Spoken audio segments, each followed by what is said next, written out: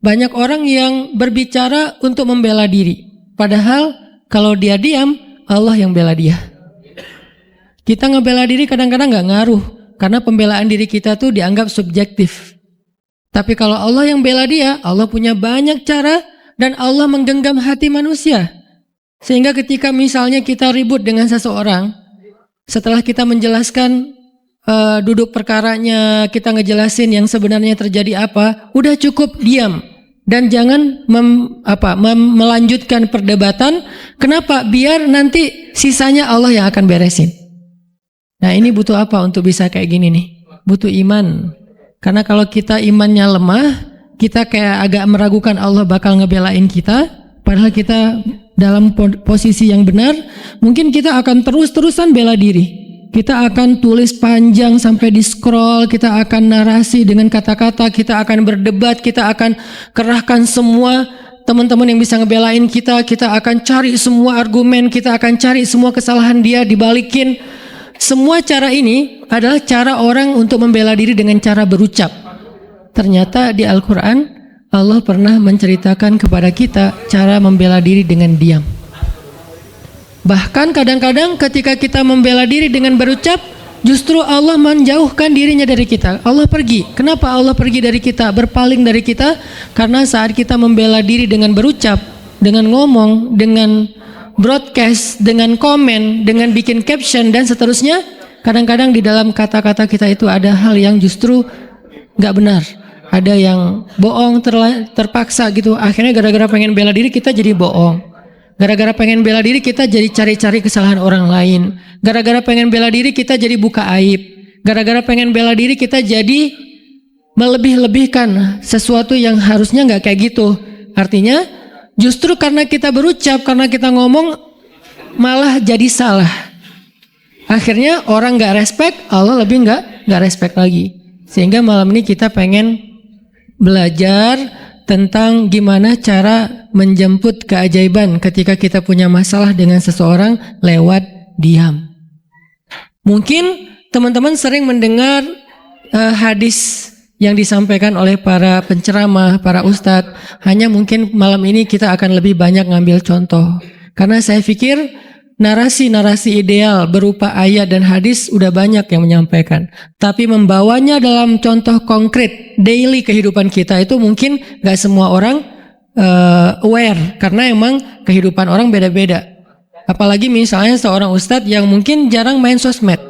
Dia gak tahu masalah di sosmed itu apa. Seolah-olah sosmed itu bukan realitas hidup. Padahal kita tahu anak muda Indonesia main sosmed sehari gak kurang dari 6 jam. Berarti ada 6 jam realitas kehidupan kita yang jarang dibahas dan dibimbing dengan bimbingan agama Allah, Al-Quran dan hadis. Kenapa? Karena realitas ini kurang difahami oleh sebagian guru-guru, oleh sebagian ulama yang mereka emang agak gak terlalu akrab dengan sosmed.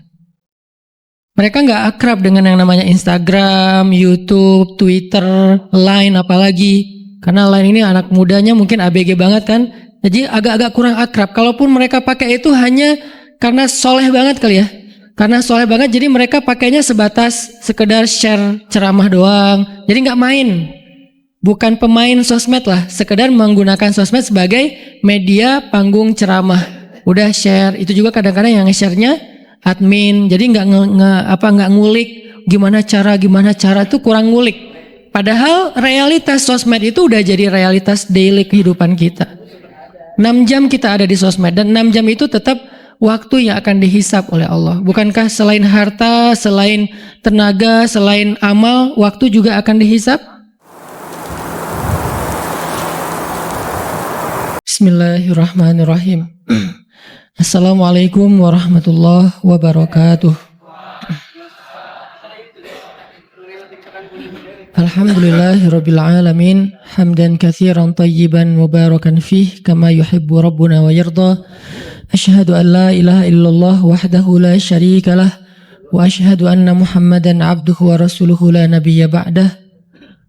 Allahumma salli wa sallim wa barik ala sayyidina Muhammadin kama dzakarahu adz-dzakirun al-akhyar.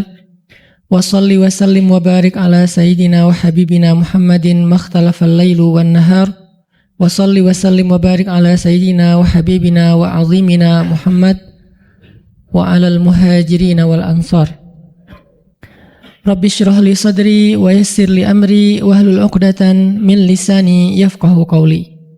Rabbana inna nas'aluka ilman nafi'a wa qalban khashi'a wa amalan salihan maqbula wa hayatan tayyiba. Rabbana ilaika aslamna wa bika amanna wa alaika tawakkalna wa ilaika anabna wa bika khasamna na'udzu bi'izzatika an tudillana antal hayyul ladzi la yamut wal insu wal jinnu yamutun wa ba'. Teman-teman semuanya yang dirahmati Allah Subhanahu wa taala, malam ini kita bisa duduk lagi di Markas Pemuda Hijrah. Ahlan wa sahlan bikum. Selamat datang buat semua anak muda Bandung. Mudah-mudahan Bandung ini menjadi salah satu di antara mercusuar dakwah di seluruh Indonesia. Ketika pemuda-pemudanya memberikan sebuah tren yang baik kepada anak muda di seluruh Indonesia dengan gaya dan style anak muda, nongkrong di masjid, mendengarkan sharing tentang kebesaran Allah Subhanahu wa taala. Mudah-mudahan dengan kayak gitu kita bisa memperbaiki iman kita kepada Allah, memperbaiki hubungan kita dengan Allah, yang pastinya nanti Allah akan memperbaiki hubungan kita dengan sesama manusia. Jadi kaidah dasarnya, siapa yang memperbaiki hubungannya dengan Allah, man aslaha ma bainahu wa bainallah, aslahallah ma bainahu wa bainan nas. Siapa yang memperbaiki hubungannya dengan Allah, Allah perbaiki hubungannya dengan manusia. Manusia di sini termasuk keluarga, tetangga, masyarakat, bahkan dengan pemimpin dengan rakyatnya, antara satu golongan dengan golongan yang lain, satu agama dengan agama yang lain, itu semuanya diawali dengan islah ma bainana wa bainallah, memperbaiki urusan antara kita dengan Allah Subhanahu wa taala. Jadi ketika anak muda secara tren mulai berbondong-bondong datang ke rumah Allah untuk balikan sama Allah, maka Allah Subhanahu wa taala akan memperbaiki juga urusan mereka di kantornya, di kampusnya, di sekolahnya, di gedung dewannya, di istananya, dan seterusnya dan seterusnya. Dimulai dari kita balikan dulu kepada Allah Subhanahu wa taala setelah selama ini kita mutusin Allah tanpa kita sadari. Selama ini kita cuekin Allah tanpa kita sadari. Selama ini kita anggap Allah bukan prioritas dalam hidup kita tanpa kita sadari. Sehingga dengan tren anak muda mulai datang lagi ke rumah Allah, sujud sejajar antara kepalanya dengan kakinya, dan beristighfar ngajak Allah untuk balikan dalam kebaikan-kebaikan, maka Allah itu Maha Pengampun lagi Maha Penyayang. Teman-teman semuanya, malam ini kita sharing tentang diam. Benar gak sih? Benar ya? Tentang diam. Dan saya gak mau ngebahas dari sisi fikih hukum diam, terus nanti ada juga yang bertanya tentang hukum puasa diam, puasa gak ngomong, dan seterusnya. Karena memang dakwah saya agak sedikit menghindari perdebatan fikih. Kita akan coba renungkan beberapa kisah tentang diam yang ada di dalam Al-Quran. Setidaknya ada 4 apa 5 gitu kisah tentang amazingnya diam itu di dalam Al-Quran.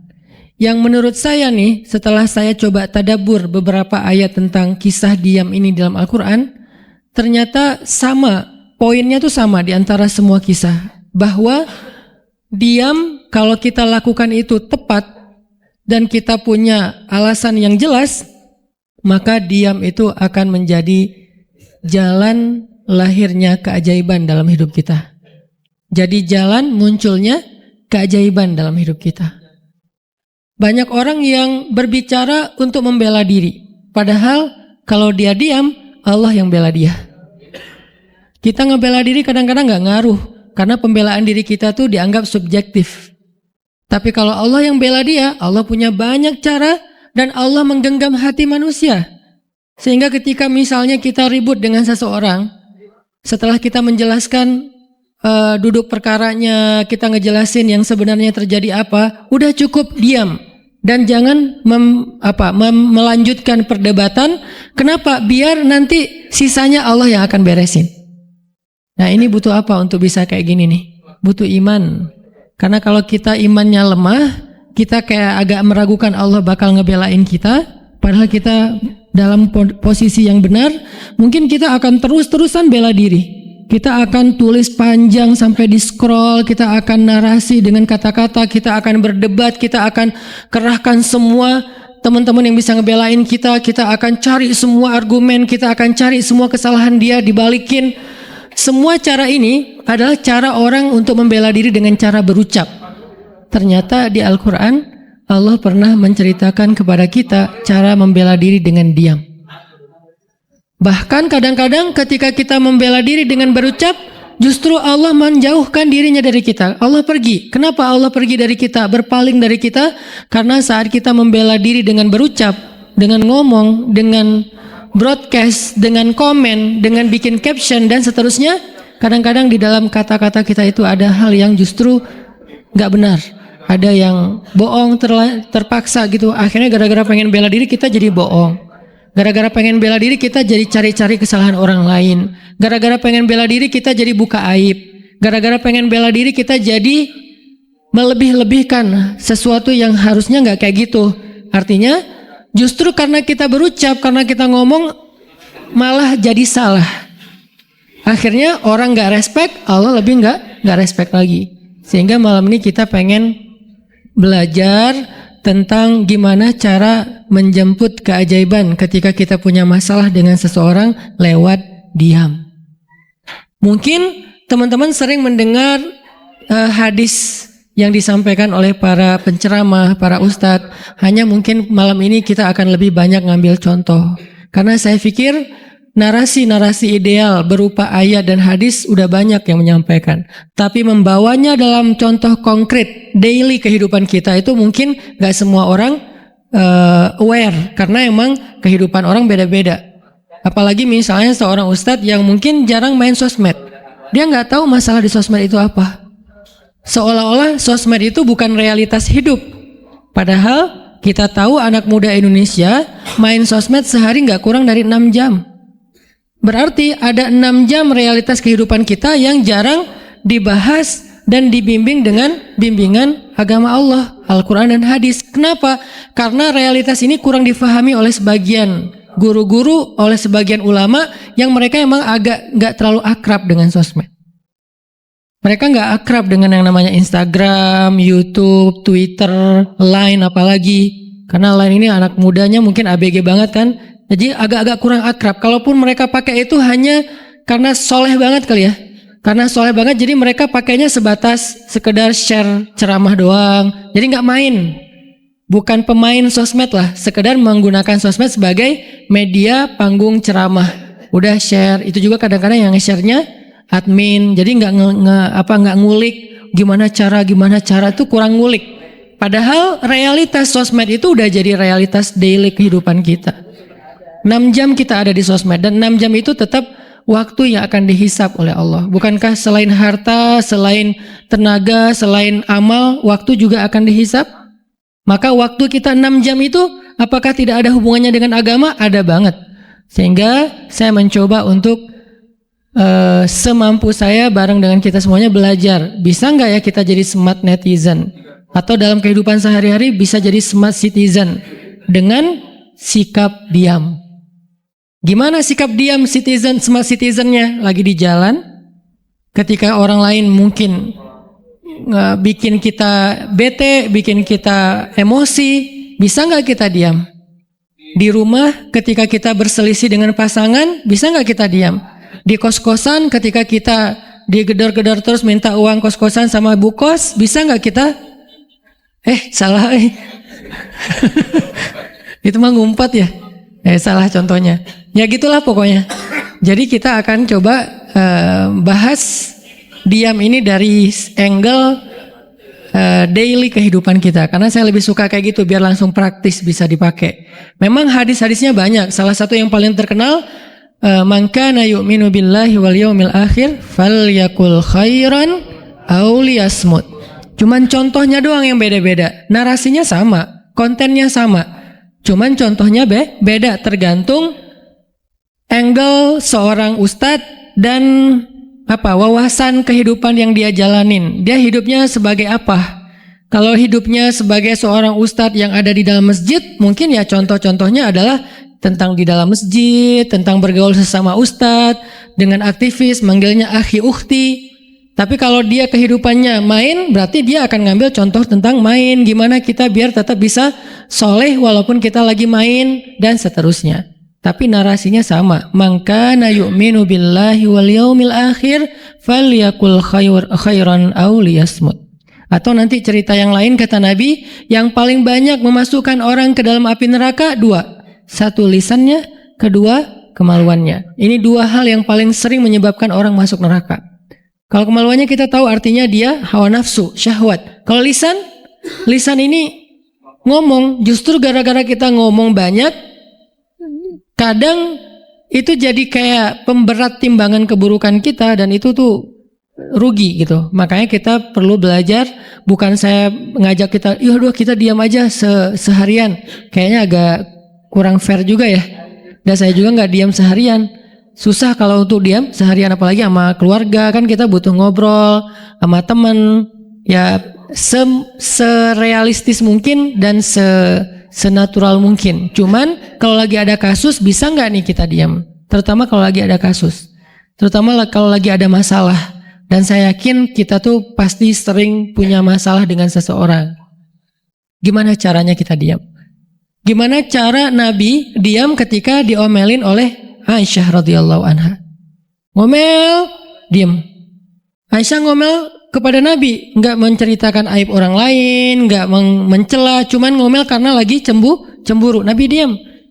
Beres Nabi diam, baru Nabi nanya, udahan Aisyah? Udahan. Terus Aisyah mau apa? Udah. Jadi nggak didebat sama Nabi.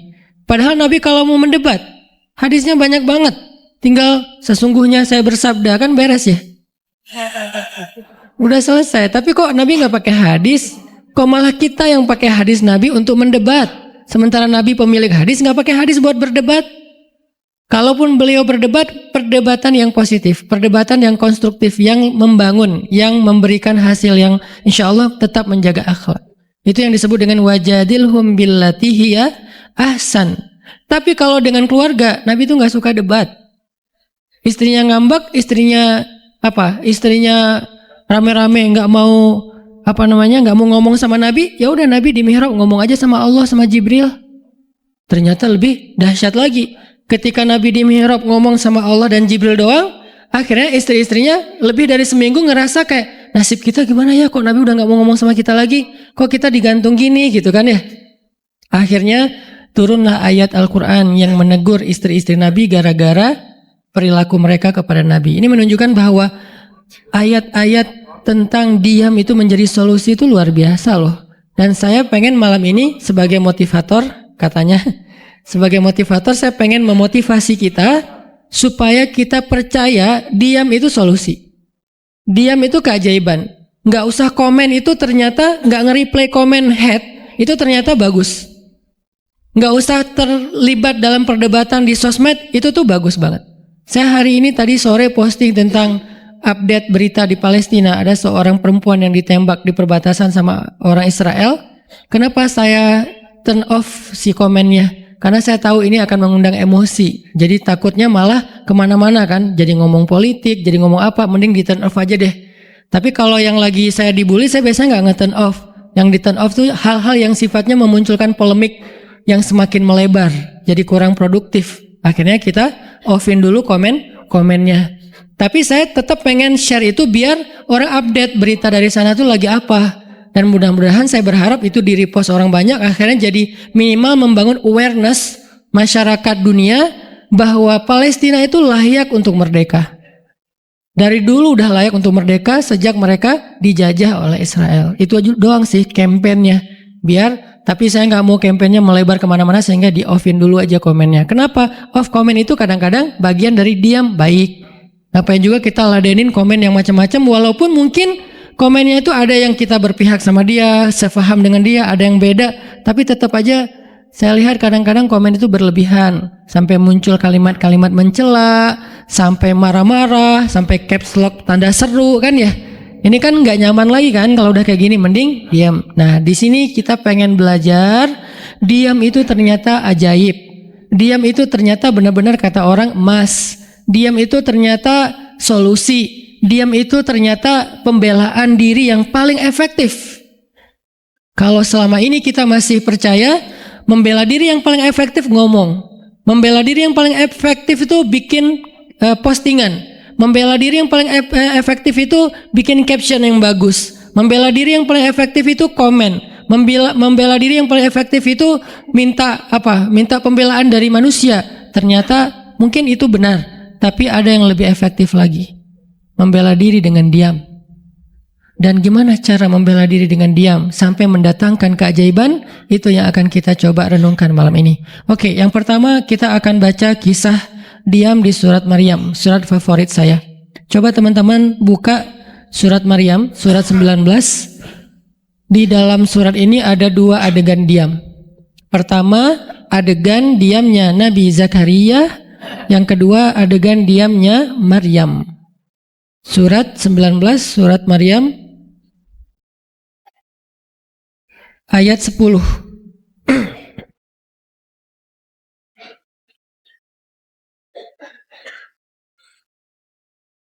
Sekaligus kita pengen belajar kalau kita lagi diam pas kita dicerca, ketika kita disakiti, ketika ada masalah dengan seseorang, kalau kita diam kita ngapain gitu kan gitu ya? Nggak diam doang kan, kita ngapain? Nah, di sini kita belajar surat 19, surat Maryam ayat 10 dan 11. Kita tilawah bareng-bareng ya. Saya baca, habis itu teman-teman ikutin. A'udzu billahi minasy syaithanir rajim. Silakan.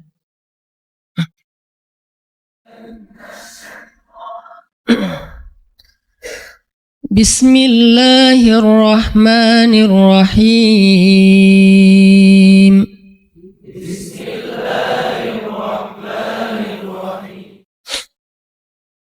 Qala rabbi ij'al li ayah.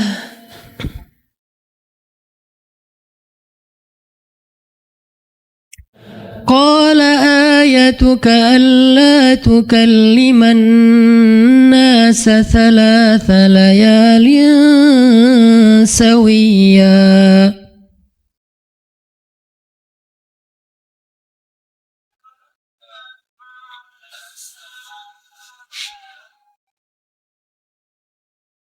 فخرج على قومه من المحراب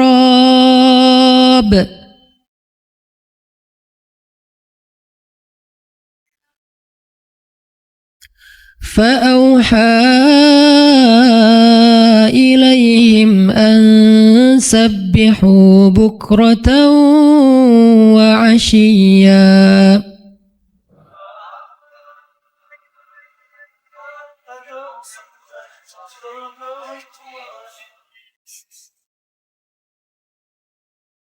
Berkatalah Zakaria, Rabbi, berikanlah untukku sebuah pertanda bahwa aku akan punya anak laki-laki.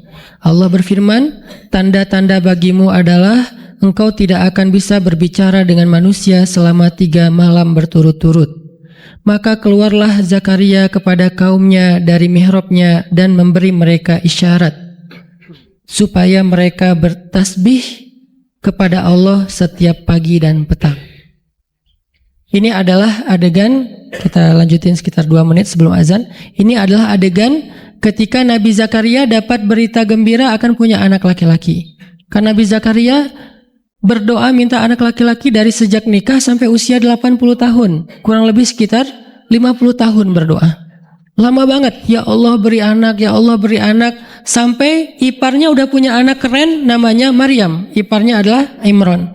Udah punya anak keren banget, cewek, soleha, dari kecil udah beribadah di Masjidil Aqsa. Zakaria masih minta anak, ya Allah, ya Allah, ya Allah. Sampai puncaknya Zakaria ngelihat Maryam dapat makanan dari langit.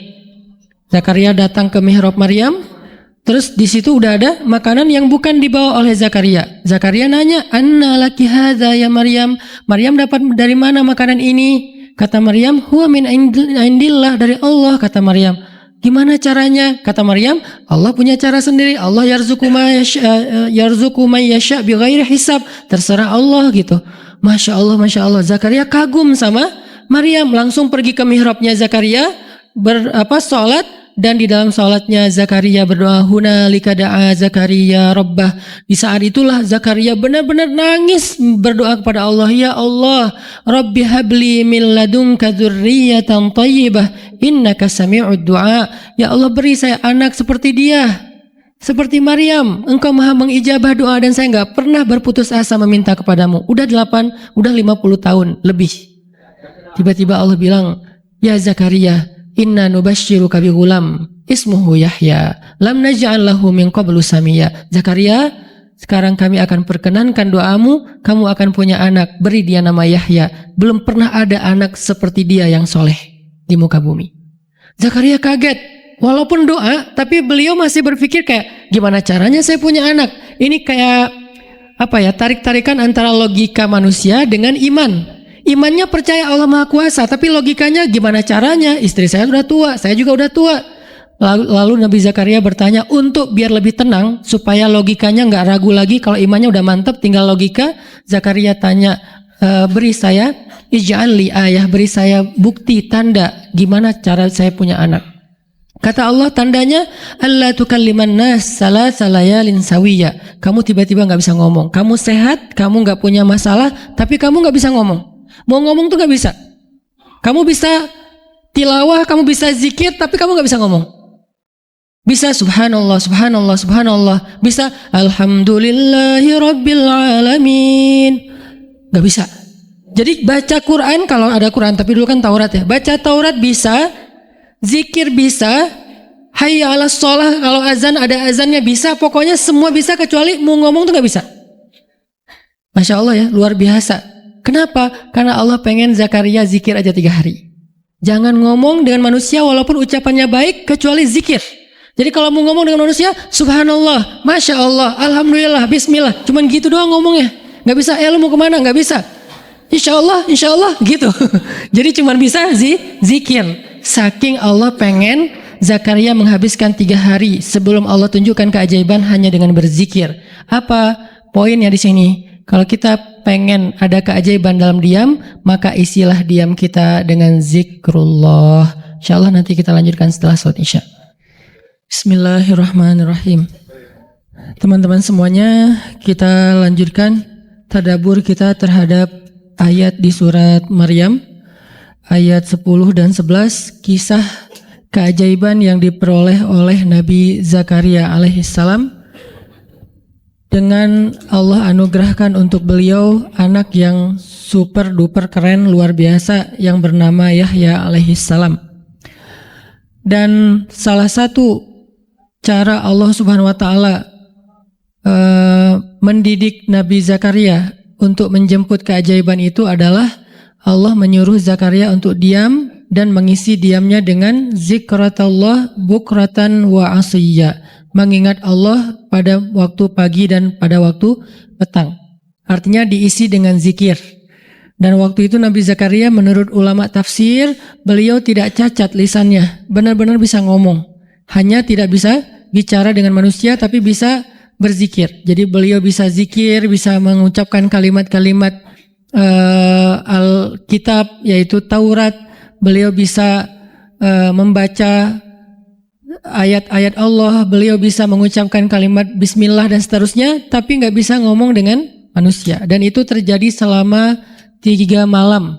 Dan akhirnya setelah 3 malam, Nabi Zakaria tiba-tiba dapat berita gembira kalau istri beliau hamil.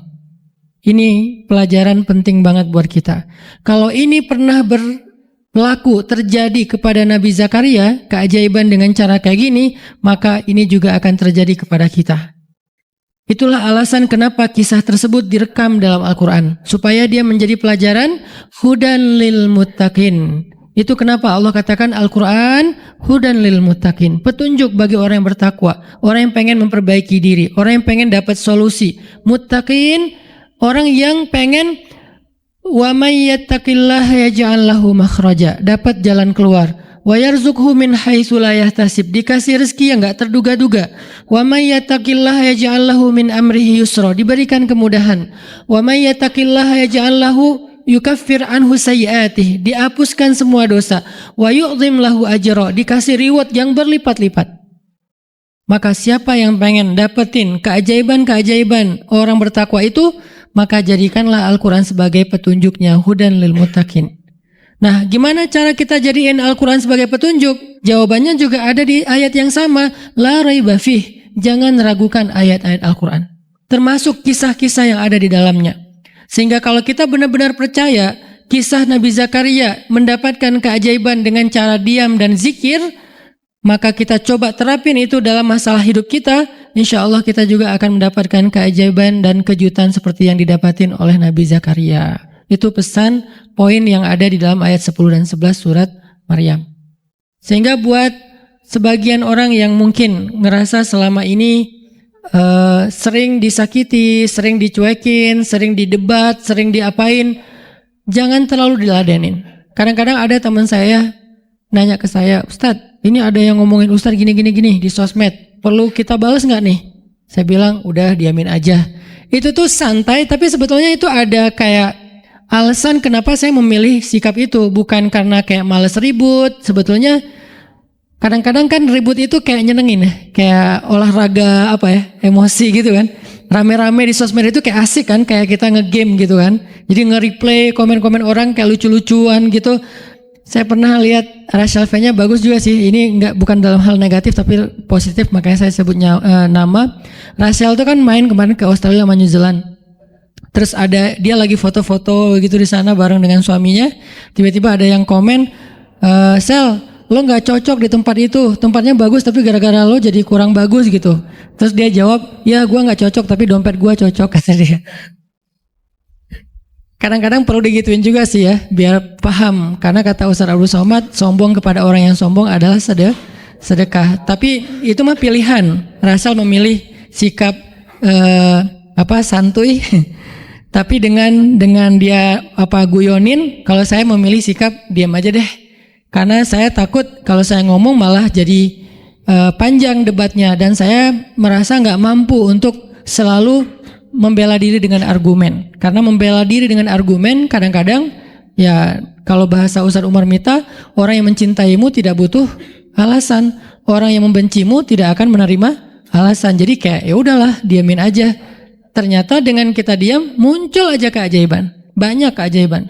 Jadi benar-benar saya percaya banget diam itu tuh keajaiban. Dan itu berlaku dalam dakwah, berlaku dalam masalah keluarga. Ketika istri lagi ngambek, dia misalnya komen panjang di sosmed, di WhatsApp misalnya, dia kayak misalnya namanya juga lagi ngambek ya, ngomong panjang di WhatsApp. Kalau saya sabar untuk diam, itu tuh beres dengan sendirinya dan akhirnya malah lebih baik. Tapi kalau saya kepancing, jadi kita balas-balesan. Sepanjang hari WhatsAppan terus nggak beres-beres, tapi hasilnya makin lama tuh tangan pegel, hati panas. Karena kayak pengen dia balas apa, oh balesin lagi, balas apa, balesin lagi, terus aja gitu, habis energi dan kerasa gitu capeknya tuh luar biasa. Tiba-tiba muka jadi lebih tua gitu kan ya, tiba-tiba berkerut semua, terus warna kulit makin doff gitu.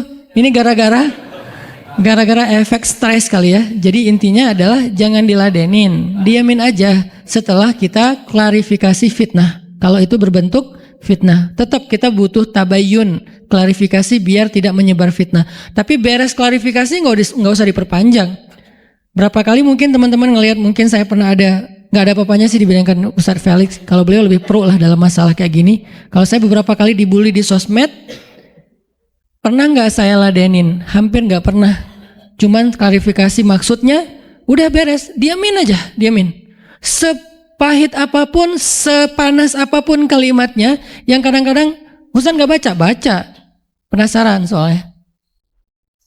Kalau kita diam karena nggak baca, mungkin nggak ada challenge-nya kan. Ini baca, komennya semua sampai ribuan itu satu-satu dibaca tuh.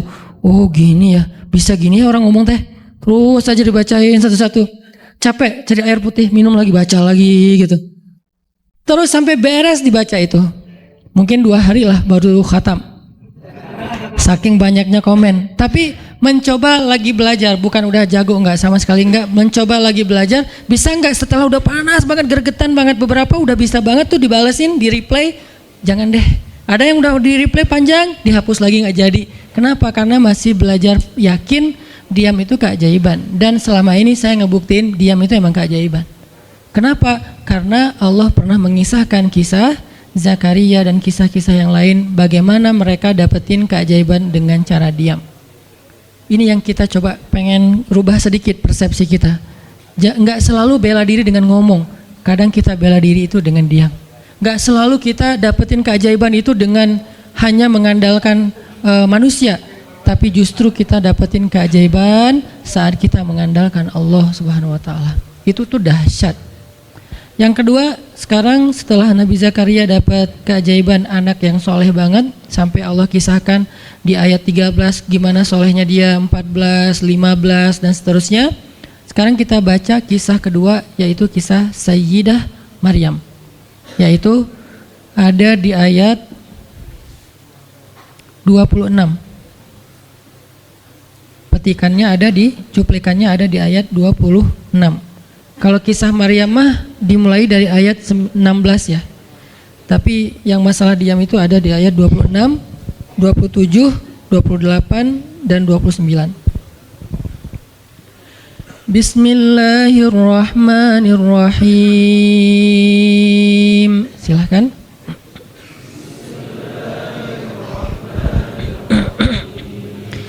فكلي واشربي وقري عينا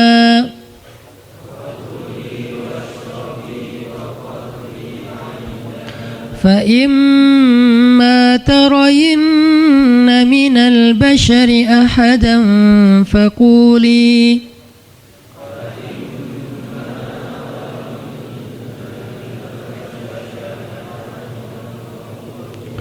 فقولي إني نذرت للرحمن صوما فلن أكلم اليوم إنسيا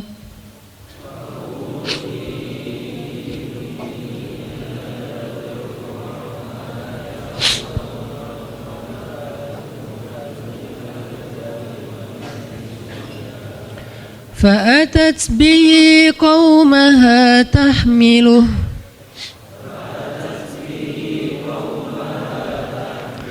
قالوا يا مريم لقد جئت شيئا فريا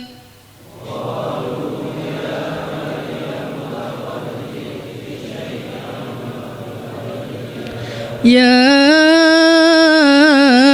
أخت هارون ما كان أبوك امرأ سوء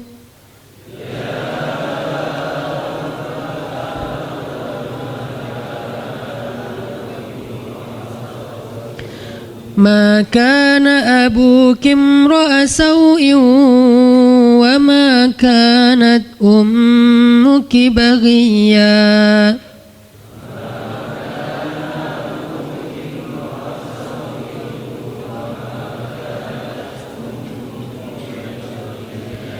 فأشارت إليه قالوا كيف نكلم من كان في المهد صبيا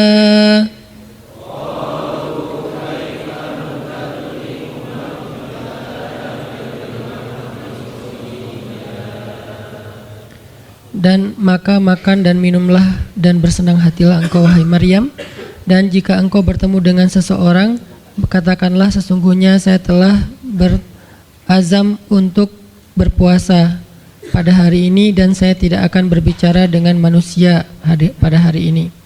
Lalu Maryam pun datang kepada kaumnya sambil menggendong bayinya. Kaumnya berkata, wahai Maryam, engkau datang kepada kami dengan membawa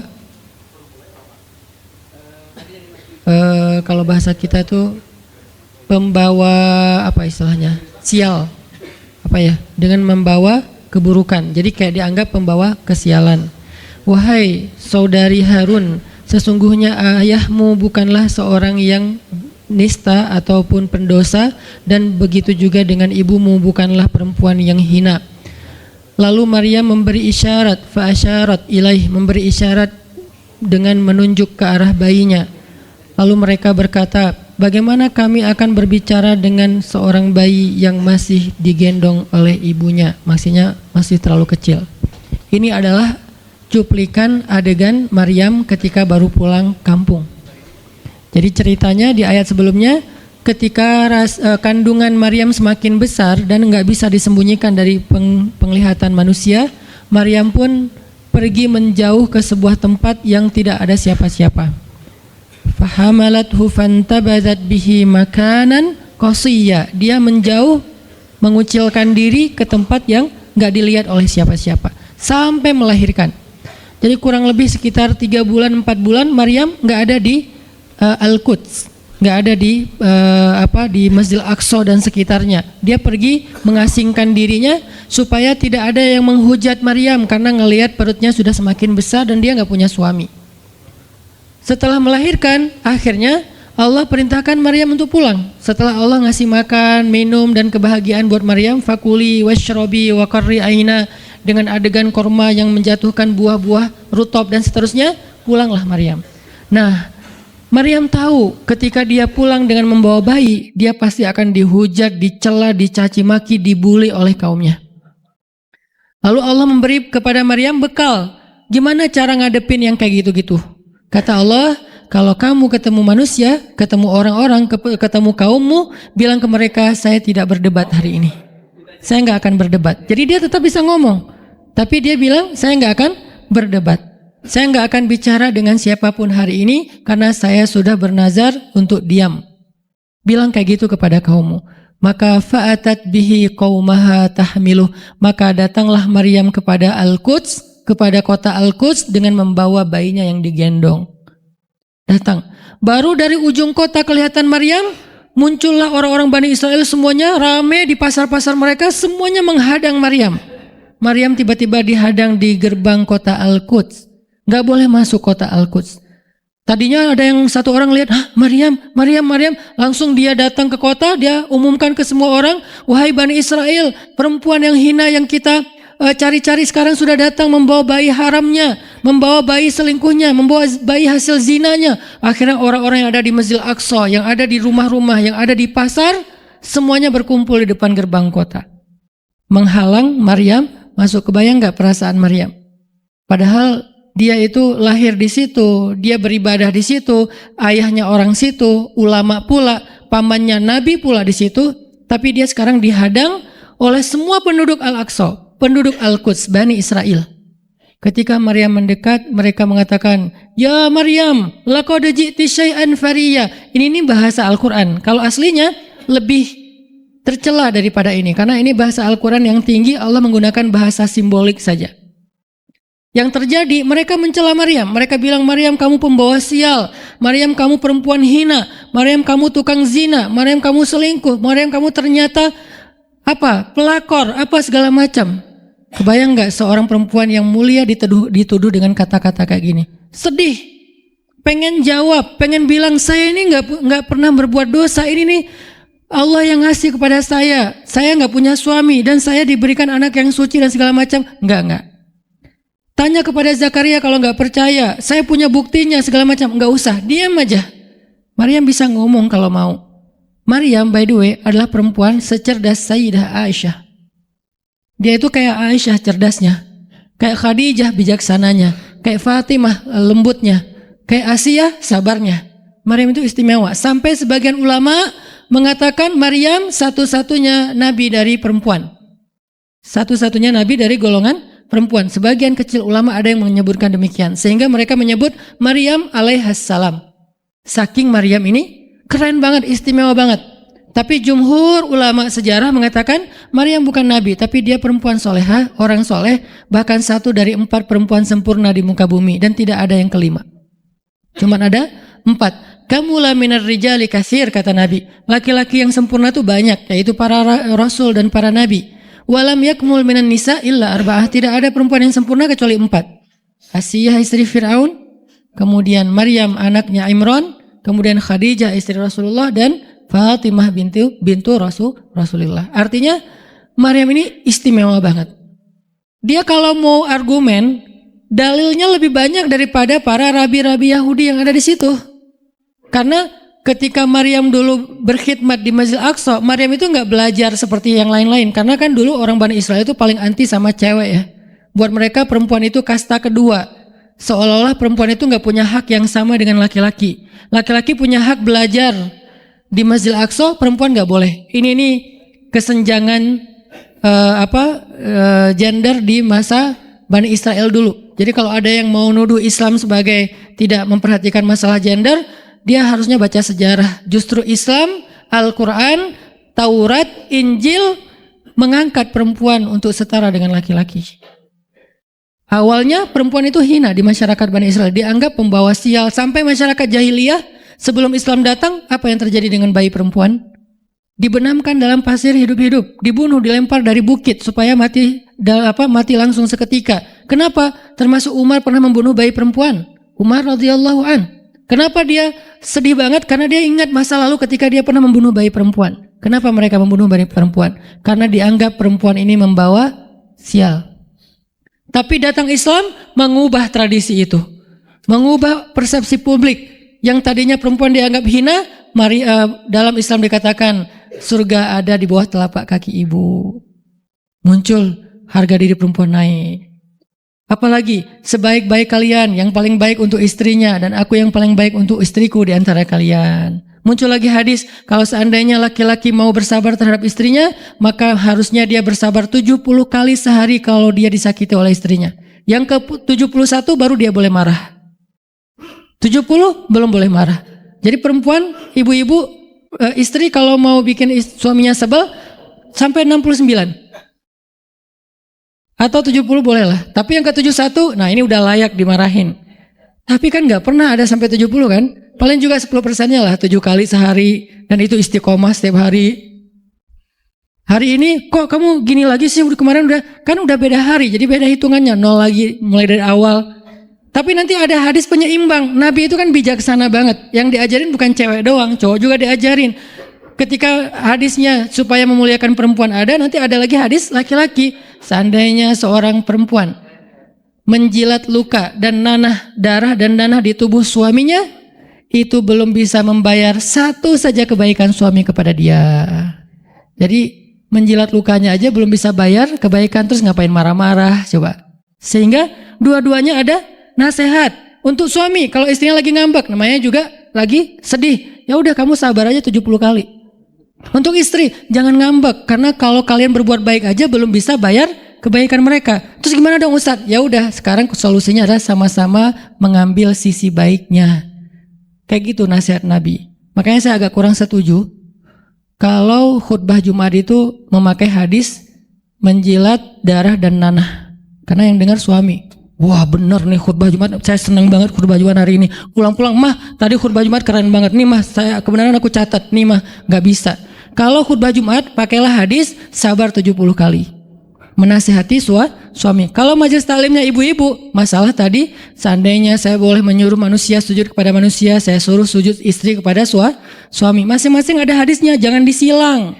Ini gak bijak dalam ceramah, karena harusnya memberi nasihat yang bisa memperbaiki, bukan menambah tuntutan baru. Wah benar nih, kalau suami saya dengar, harusnya suami saya datang, Ustadz boleh nggak acara selamatan di rumah saya nanti temanya ini gitu. Kalau perlu ngundang Ustadz yang dia kenal, request dulu untuk ngemojokin pasangan, ini nggak bijak. Balik lagi ke cerita tadi, Maryam tuh pinter banget, cerdas banget. Dari kecil dia udah hafal Taurat. Ibarat anak sekarang hafal Quran. Dan lebih sulit ngafal Taurat daripada Quran. Kenapa? Karena bahasa Al-Quran itu sastra banget. Jadi ngafalnya itu kayak ngafal syair. Itu aja udah susah kan? Kebayang gak ngafal Taurat? Lebih sulit lagi tuh. Dan Maryam dari usia di bawah 5 tahun udah khatam Taurat. Udah tahu tafsir Taurat usia 7 tahun. Bahkan saking keren dan pinternya Maryam, kadang-kadang ketika Maryam ngobrolin tentang Taurat sama Zakaria, itu Zakaria sampai geleng-geleng kepala. Maryam, gitu maksudnya? Sampai nanya ke Maryam. Gitu om maksudnya. Maryam ngomongnya ke Zakaria udah kayak ngajar gitu. Saking pinternya Maryam. Jadi hadis-hadis Zakaria Maryam hafal. Kan para anbiya itu punya hadis kan? Hadis Zakaria dihafal oleh Maryam. Tauratnya Musa dihafal oleh Maryam. Kebijaksanaan para nabi dihafal oleh Maryam. Dia dari usia 10 tahun itu udah jadi ulama besar Maryam. Artinya kalau misalnya orang mau berargumen dengan Maryam, dia punya banyak bahan, dia punya banyak narasi. Dia lagian Maryam itu pintar ngomong. Tapi Maryam diam. Jadi kalau kita ngerasa pintar ngomong, pintar komen, pintar apa, tetap aja kita punya alasan harusnya kita diam, karena Maryam yang lebih daripada kita ternyata juga diam. Akhirnya Maryam diam. Dikatakan ya ukhta Harun, diingatkan lagi dengan kemuliaan keluarga Imran. Ya ukhta Harun, ma kana abuki imra'asau wa ma kanat ummuki baghiya. Ayah kamu itu Imran loh Maryam, kamu enggak malu punya bayi di luar pernikahan sementara keluarga kalian itu keluarga baik-baik. Apa kamu tega menyakiti ayahmu, mencoreng nama besar dan nama baik keluarga besarmu, dan seterusnya. Maryam makin luar biasa, panas banget, sedih banget. Dan Maryam itu yang lebih berat lagi teman-teman. Mungkin kalau kita digituin agak kebal ya. Terutama cowok lah. Cowok kalau digituin agak kebal karena emang kurang berperasaan sih kalau cowok ya. Coba lihat dari angle cewek. Cewek itu lebih peka loh dari kita. Kita mah mungkin lebih mudah lah diam. Diomelin, diam aja. Karena kita kan orangnya agak santuy gitu kan. Kalau cewek itu nggak bisa gitu. Makanya lihat angle ini dari angle cewek. Kalau tadi Zakaria, sekarang Maryam. Dan Maryam lebih peka daripada semua cewek yang ada di muka bumi. Lebih perasa lagi daripada perempuan yang ada di muka bumi. Sangat-sangat pemalu.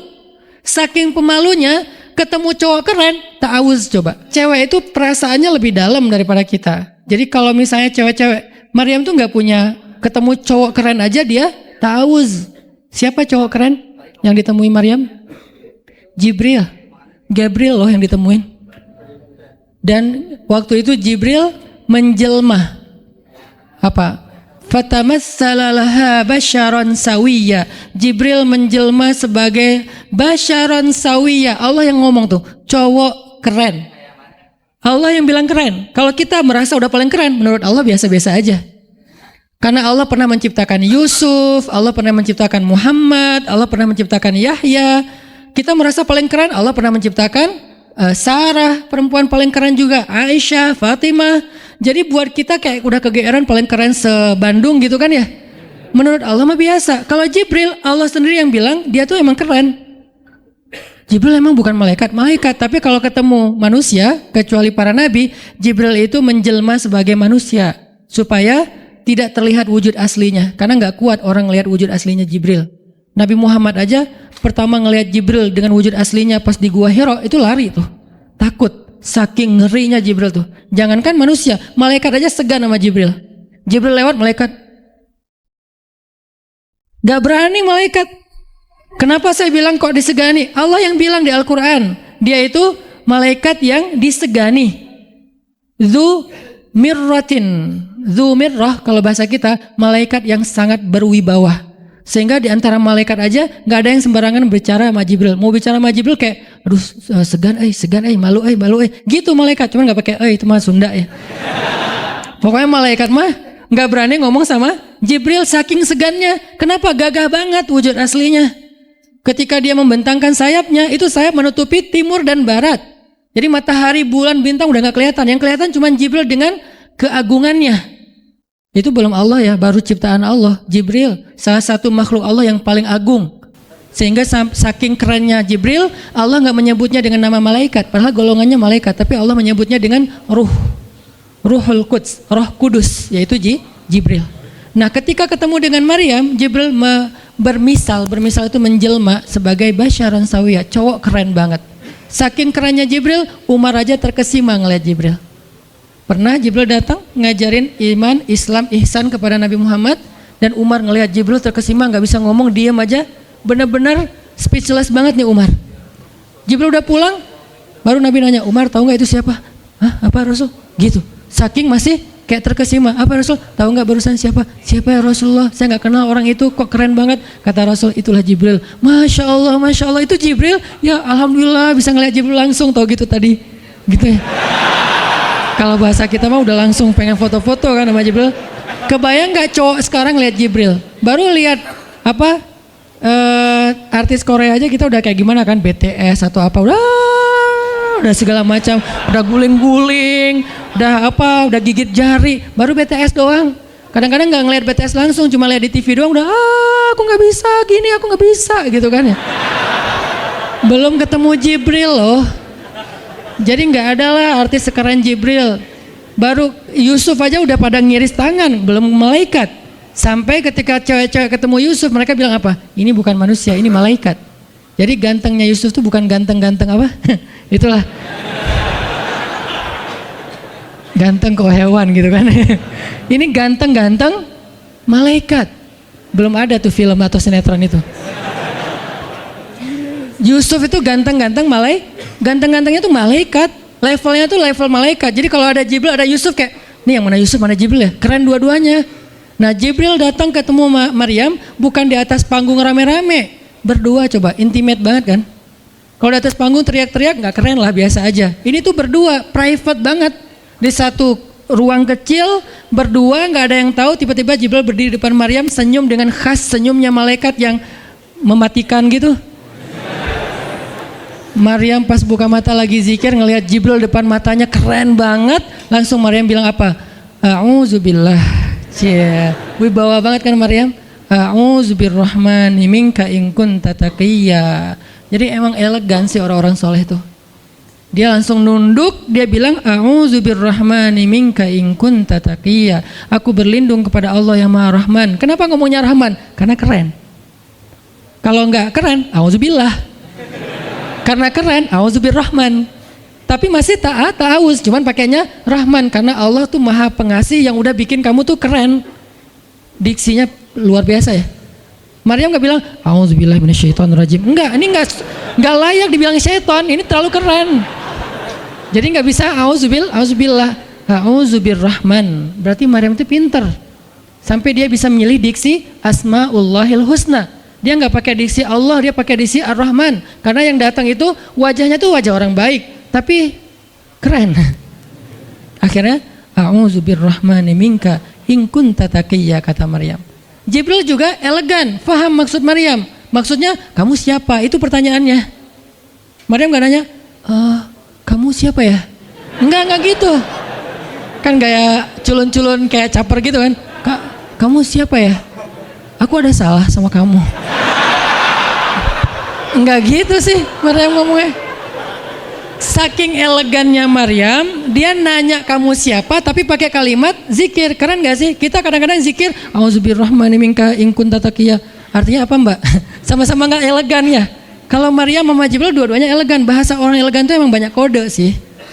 Jadi kita mah yang polos-polos kayak gini, yang remeh-remeh rempeyek gak jelas gini, ya gak akan paham kalau gak baca tafsir. Makanya kalau mau theater of mind, baca Quran itu pakai tafsir, pakai kisah, baru kita ngerti kondisinya. Oh gitu banget ya, dahsyat banget ya kejadian waktu itu.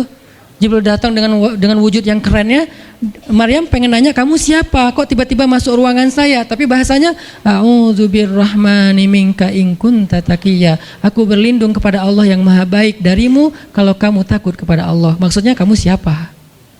Takut nggak kamu sama Allah? Baru Jibril mengatakan saya adalah utusan Allah, berarti malaikat, untuk memberi kabar kepadamu kalau kamu akan punya anak. Baru Maryam melihat, gimana saya punya anak? Ya udah ada obrolan nih.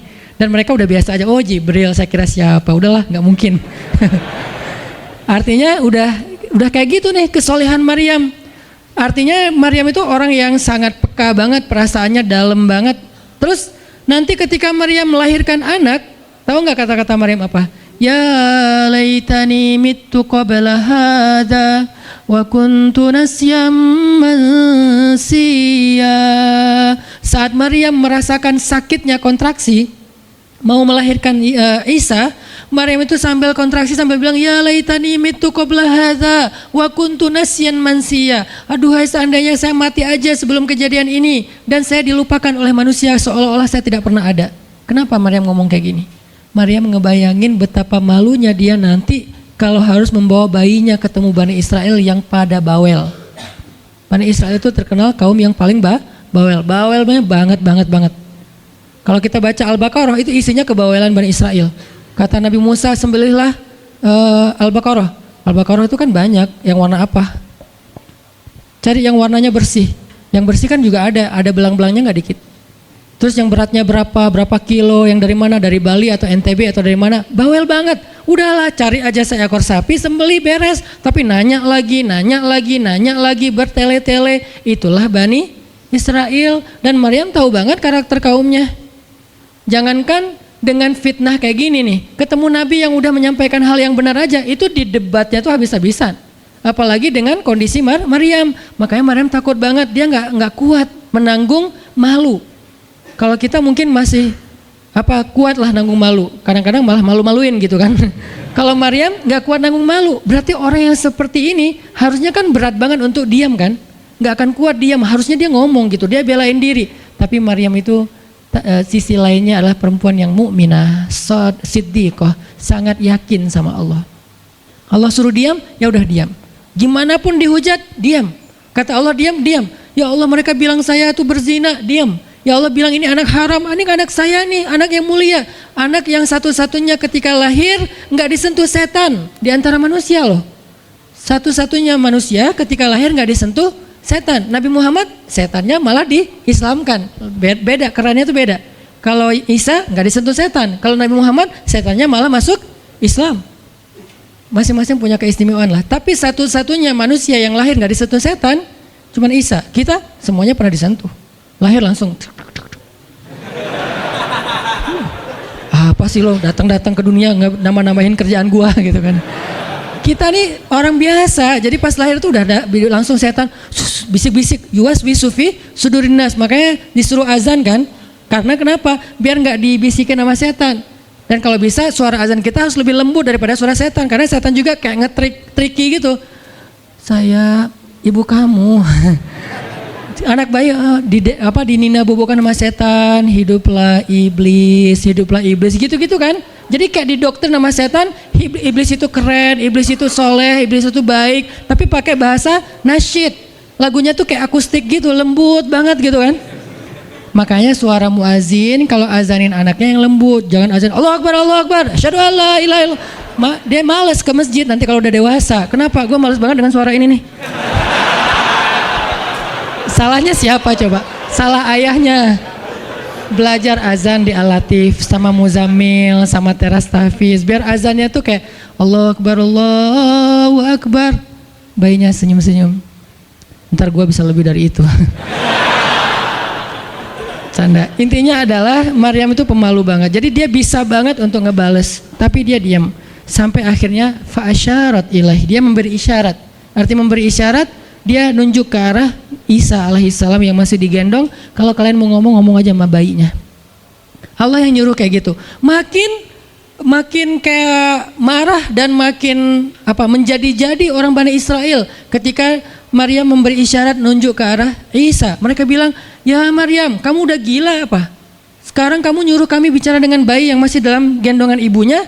Benar, Maryam tuh ternyata udah stres gila. Dia gara-gara ditinggal sama selingkuhannya, sekarang dia jadi orang gila. Wah, luar biasa tuduhan kepada Maryam. Maryam diam aja, sedih, nahan air mata. Tapi bukan emotikon yang menggenang air mata di sini ya. Nahan aja air mata sampai kemudian Allah datangkan keajaiban, jadikan bayinya bicara. Qala, Isa bicara. Panjang lagi omongannya Isa. Ibuku ini baik, ibuku begini-begini, saya itu hamba Allah, saya itu anak yang suci, saya itu begini-begini, sampai beres. Baru mereka pada pulang karena mereka merasa terbantahkan semua tuduhan palsu mereka kepada Maryam. Masuklah Maryam, disambut mulia oleh beberapa orang. Maryam itu perempuan mulia, Allah mendatangkan dia sebagai keberkahan. Tadi dituduh pembawa sial, sekarang disebut pembawa berkah. Mulailah Maryam terkenal. Isa dididik, kemana Isa pergi, anak-anak kecil segengnya Isa pengen jadi temannya Isa. Gue temannya Isa lo, gue temannya Isa lo. Gak lama kemudian Isa jadi temannya Yahya. Ketika dia udah bisa main sama Yahya, main berdua sama Yahya. Kemana-mana berdua, Yahya, Isa.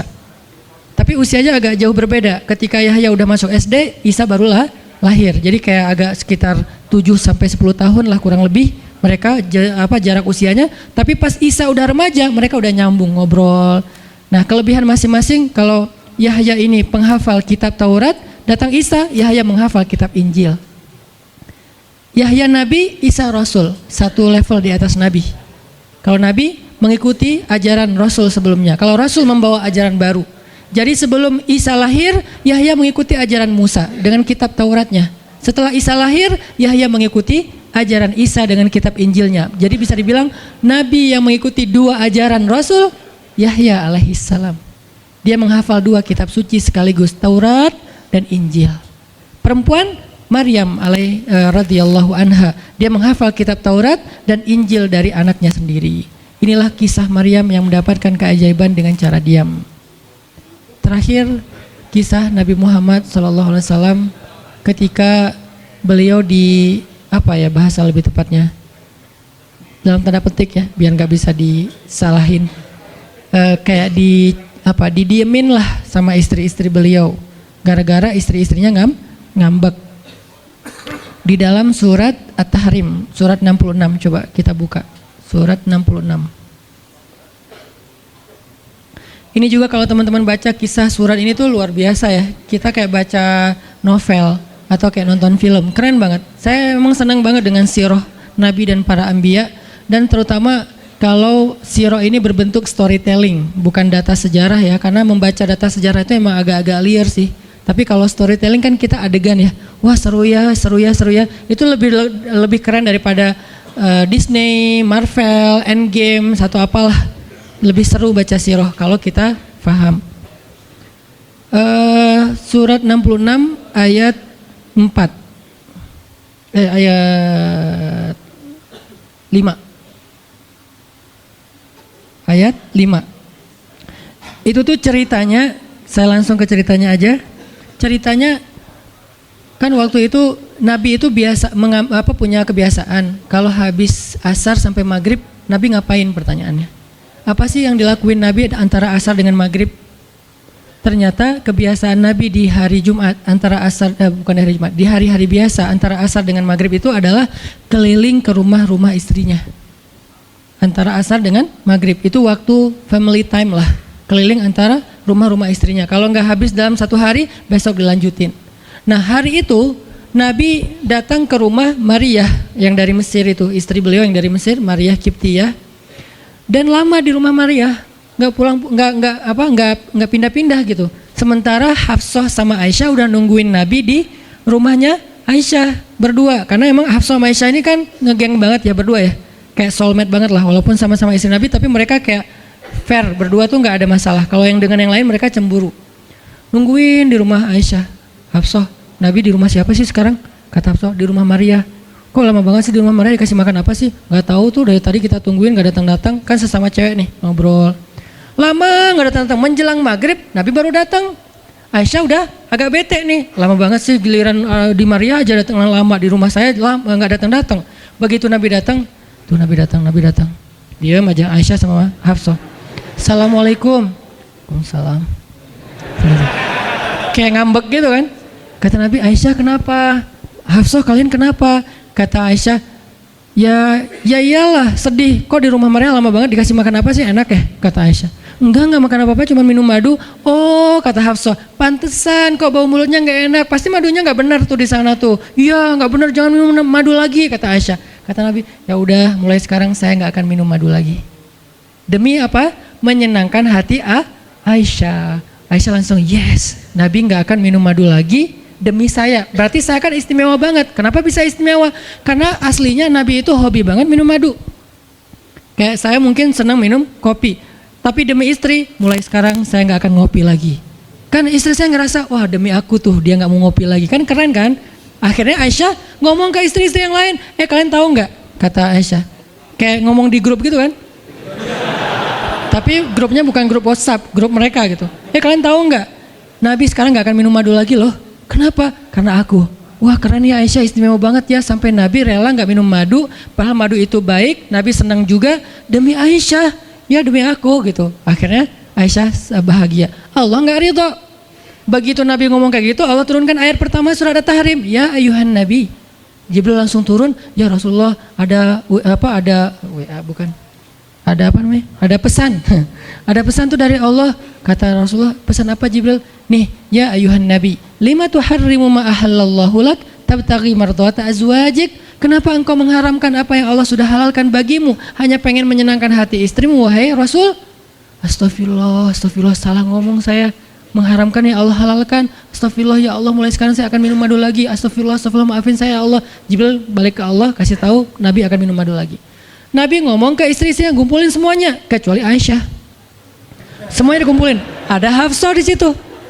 Wahai istri-istriku, maaf ya aku salah ngomong kemarin depan Aisyah. Sekarang aku akan meralat, mulai sekarang aku akan minum madu lagi di rumah-rumah kalian. Jadi kalau sore aku lagi datang, siapkanlah madu seperti biasanya. Terus istri-istri Nabi ngerasa, Masya Allah Nabi sekarang minum madu lagi demi kita, gitu kan ya. Kan antara mereka kan saling pengen nunjukin siapa yang paling istimewa kan.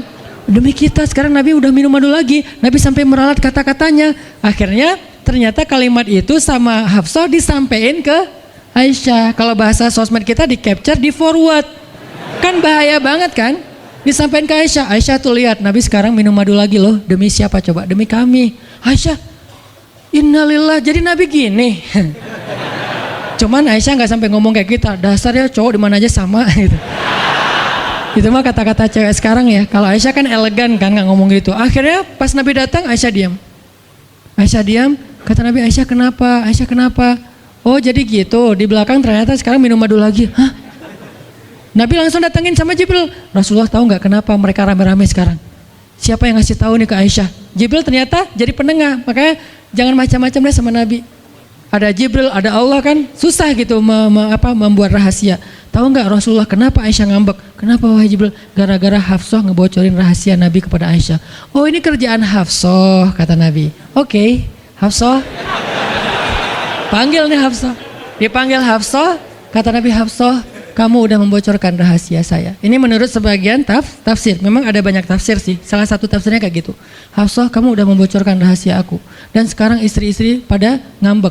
Istri yang lain juga ikut ngambek sekarang gara-gara Nabi kayak sekali minum madu, sekali nggak minum madu. Yang lain pada diam semuanya. Datang ke rumah Ummu Salamah. Assalamualaikum, Ummu Salamah, waalaikumsalam. Tadi kayaknya aku belum selesai jemuran, dah langsung pergi jemuran. Gak mau ngomong sama Nabi.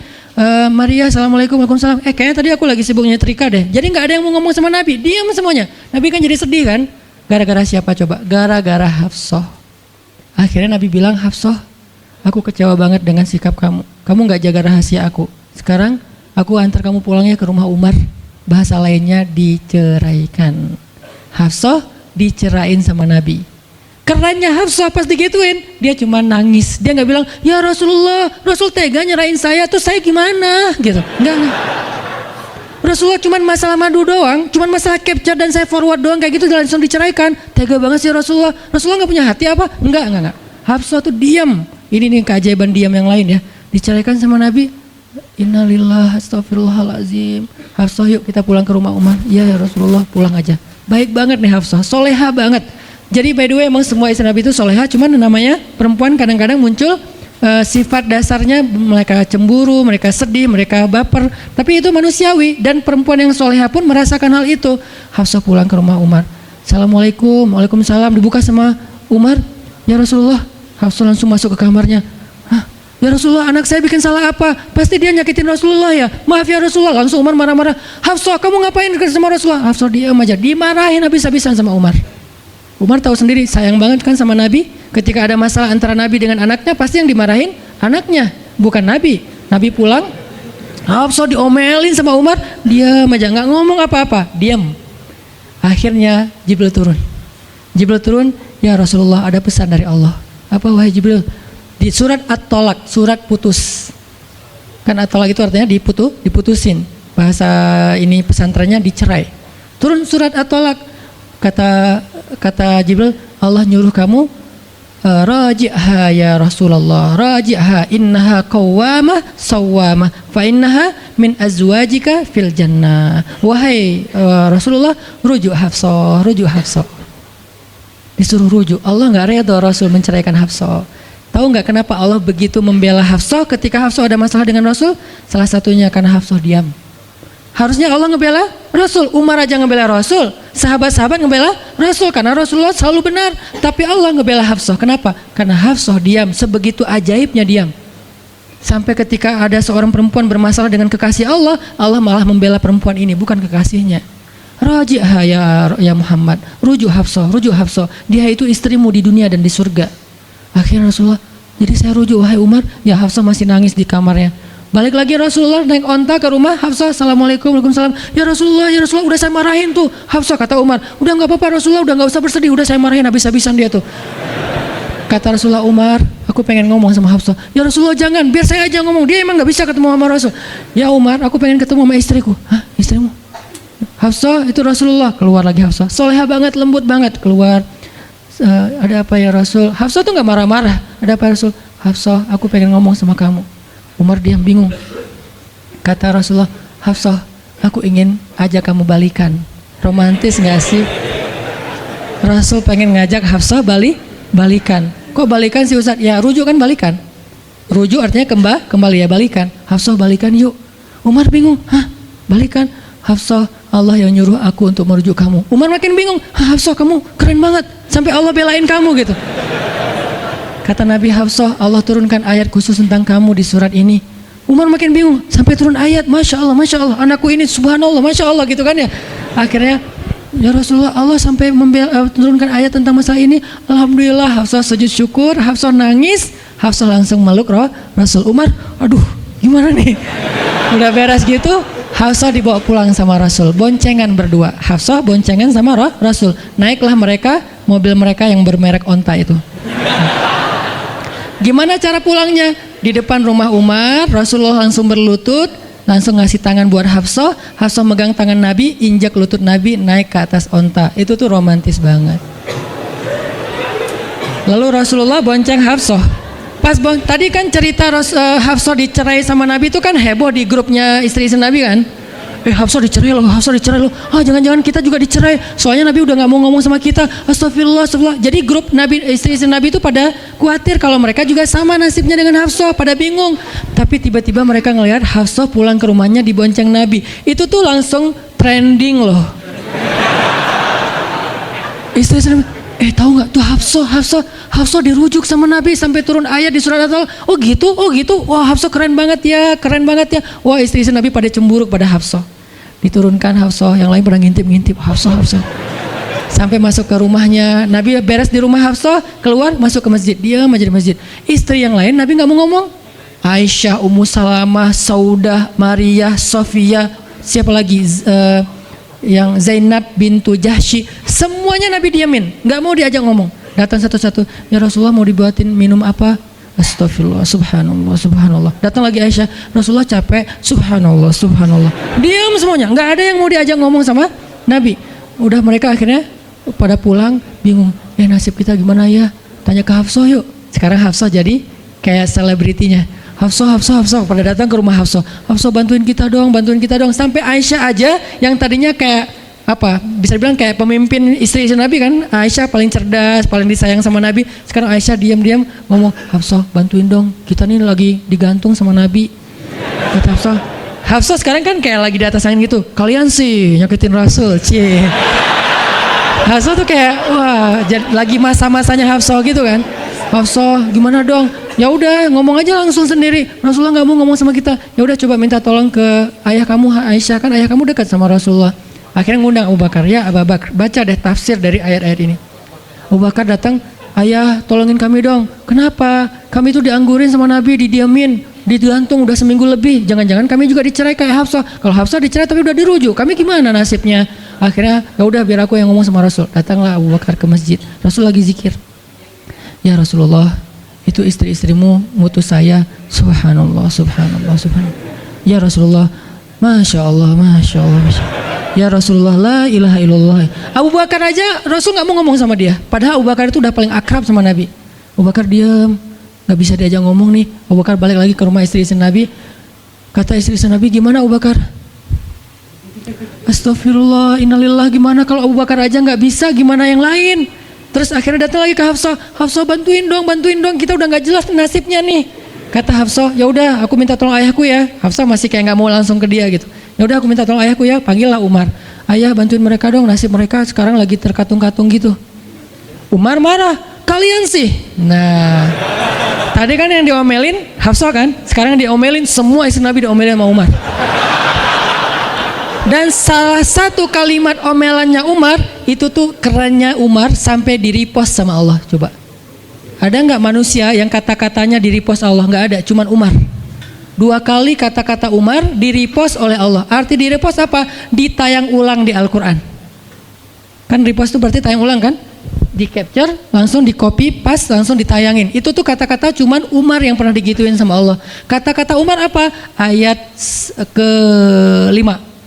Kata Umar, kalau kalian nggak minta maaf sama Nabi, Allah bisa aja mentalak kalian, menceraikan kalian dari Nabi, lalu menggantikan untuk Nabi istri yang lebih solehah, lebih hafizah, lebih bertaubat, lebih baik, lebih cantik, lebih perawan daripada kalian. Itu tuh kata Umar yang ada di ayat ke-5. Jadi bisa dibilang ayat ke-5 adalah ayat repostnya kata-kata Umar. Saking kerennya Umar. Sampai Nabi pernah bilang, kalau ada Nabi setelah aku, Umar lah orangnya, cuman nggak ada Nabi setelah aku. Jadi kalau ada orang yang benci sama Umar, saya nggak heran. Dia baca sirah apa? Karena Umar tuh keren banget. Abu Bakar tuh keren banget. Kalau kita baca sirah mereka dahsyat tuh. Dan kalau ada yang bilang Umar sama Ali itu nggak akur, aneh juga. Karena Ali memberi nama anaknya, yang pertama Abu Bakar, yang kedua Umar, yang ketiga Utsman. Ketika ditanya sama Umar, ya Abul Hasan, kamu memberi nama mereka dengan nama-nama kami, kenapa? Kata Ali, aku berharap mereka jadi orang soleh seperti kalian.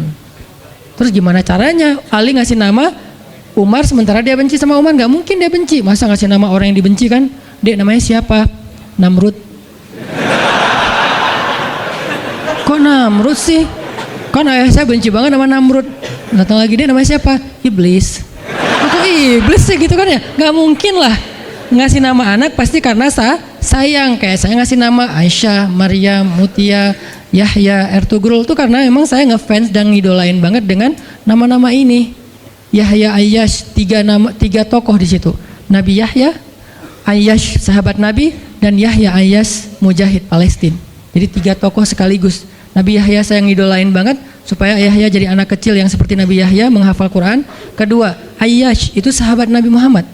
Kemudian yang ketiga, Yahya Ayyash sekaligus itu nama mujahid Palestina yang paling pintar ngerakit banyak senjata-senjata untuk ngelawan Israel, dan dia dibunuh sama Israel. Saking Israel benci sama Yahya Ayyash, untuk membunuh Yahya Ayyash mereka ngebom 1 blok untuk membunuh Yahya Ayyash, dan mudah-mudahan dia syahid dalam dalam kejadian itu. Artinya saya ngefans gitu. Ali juga kayak gitu. Balik lagi ke cerita tadi, akhirnya ngundang Umar. Umar datang ke Rasulullah. Ya Rasul, saya diutus istri-istrimu. Subhanallah, subhanallah. Ya Rasul, bicara dong, kasihan mereka kayak digantung. Ya Rasul, apakah engkau menceraikan mereka semua? Baru Rasulullah ngeliat ke arah Umar. Rasulullah tersenyum. Rasulullah bilang, enggak wahai Umar. Allahu Akbar, kata Umar. Dia langsung takbir. Allahu Akbar. Istri-istri Nabi dengar suara takbirnya Umar, itu pertanda, kode, berarti berita gembira. Istri-istri Nabi juga Allahu Akbar, Allahu Akbar, ramai gitu kan. Umar masuk ke rumah istri Nabi. Wah Umar, busyra ya Umar, busyra, berita gembira wahai Umar. Ya berita gembira, kalian tidak diceraikan oleh Nabi. Tapi jangan macam-macam lagi ya. Ya Umar, ya. Akhirnya sujud syukur semuanya. Beres sujud syukur, mereka bilang, kita masak-masak yuk untuk Rasul, yuk syukuran. Di rumah siapa? Ya di rumah Hafsah lah. Akhirnya mereka masak-masak di rumah Hafsah. Pas sudah beres masak-masak, mereka ngundang Nabi untuk pulang. Tapi yang berani ngomong sama Nabi cuman Hafsah. Hafsah, kita udah beres masak nih, minta dong Nabi pulang ke rumah. Ya udah tenang, biar aku yang minta. Hafsah datang, ya Rasulullah, kami masak-masak loh untuk Rasul, yuk pulang yuk. Ya Hafsah, udah beres Nabi zikir, sujud, beliau balik sama Hafsah. Sampai ke rumah Nabi, tenang, udah selesai lah urusannya. Apa yang terjadi setelah itu Ustadz? Udah gak ada riwayatnya, jadi gak bisa diriwayatin. Pokoknya beres itu mereka pun hidup bahagia selamanya. Apa pelajarannya di sini? 2 orang di sini dapat keajaiban lewat diam. 1 Hafsah, Allah suruh rujuk gara-gara dia diam. Kedua Nabi, diam aja sambil zikir, sampai akhirnya Allah beri pelajaran yang berharga. Istri-istrinya yang tadinya ngambek serentak semuanya insaf bahasa kita, sadar, dan mereka minta maaf kepada Rasulullah. Jadi kalau istri lagi ngambek, lagi ngomel, diam. Isilah diam kita dengan zikir. Tapi zikirnya bukan auzubillah minasyaitonirrajim, auzubillah. Jangan, dia bukan setan.